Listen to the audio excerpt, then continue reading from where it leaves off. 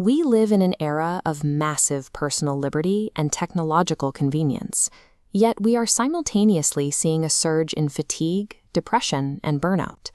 Modern individuals view themselves as entirely free. We act as the autonomous entrepreneurs of our own lives, constantly optimizing our careers, our bodies, and our personal brands. But the philosopher Byung-Chul Han argues that this absence of external pressure hides a darker reality. By removing the outside boss, we have internalized the demand to perform, creating an inescapable system of auto-exploitation. We have shrunk the prison down to the size of our own minds, taking on the roles of both the prisoner and the guard. To understand our current moment, we have to look back at Michel Foucault's concept of the disciplinary society.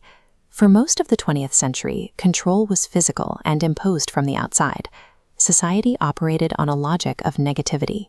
You were governed by the word should, held in line by visible institutions like hospitals, barracks, and prisons. This model extended directly into daily life. The factory assembly line dictated exactly where you stood, what you did, and how fast you did it. The defining feature of this era was clarity.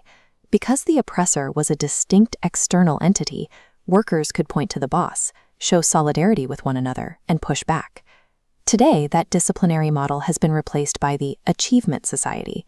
Coercion has shifted into a culture of yes, we can, driven by excess positivity.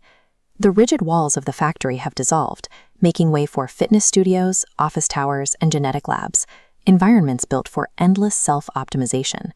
This environment produces the achievement subject.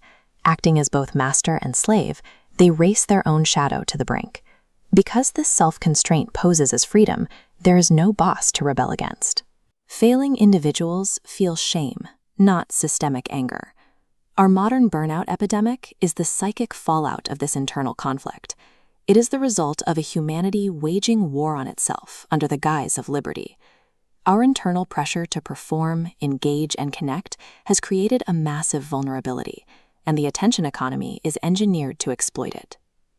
Modern digital platforms treat human cognitive focus as a raw commodity.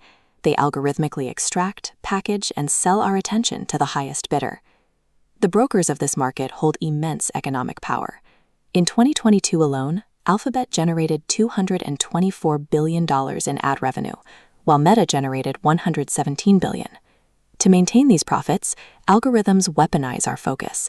They mathematically prioritize polarizing and sensational content because outrage reliably maximizes user engagement.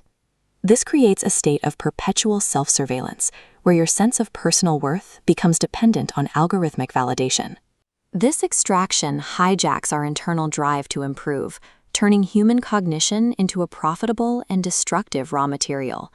Processing this relentless stream of stimuli requires hyper-attention. It is a fragmented mode of awareness characterized by a rapid, superficial switching of focus. We often frame multitasking as a sign of civilizational progress, as if we are highly evolved digital natives managing complex data. But this aptitude is actually a regression. Multitasking is commonplace among wild animals. It is a survival technique used in the wilderness, where you must eat while constantly scanning for predators. A mind on constant alert cannot enter deep, contemplative immersion. By forcing us to scan the horizon for notifications, the attention economy prevents us from engaging in sustained thought. The byproduct of this system is an exhausted individual, optimized for continuous output, yet stripped of their authentic self. These individual harms eventually coalesce into a collective crisis, the erosion of cognitive autonomy across an entire society. By prioritizing outrage, algorithms erode the deep reasoning required for democracy. This sorting creates impenetrable echo chambers, shattering our shared reality. Human attention is a vital public resource, requiring legal safeguards against predatory manipulation. Without intervention, a handful of commercial platforms will continue to act as unchecked monopolies over the collective human mind. The cure to an overstimulated society is not to find a new way to be productive. The solution is to actively stop. Philosopher Albert Borgman advocates for focal practices. These disciplined physical activities, like manual craftsmanship or preparing a meal, require your absolute presence and cannot be commodified. Immersing yourself in activities that require friction, vulnerability, and effort heals the modern split between labor and leisure. It anchors you back into the physical world. We must also rediscover the value of doing absolutely nothing. Enduring intervals of empty time provides a necessary spiritual refuge from the manic pace of the digital feed. In a society built on the extraction of your focus, the ultimate act of rebellion is the refusal to be optimized. We reclaim our freedom through the power of simply saying no.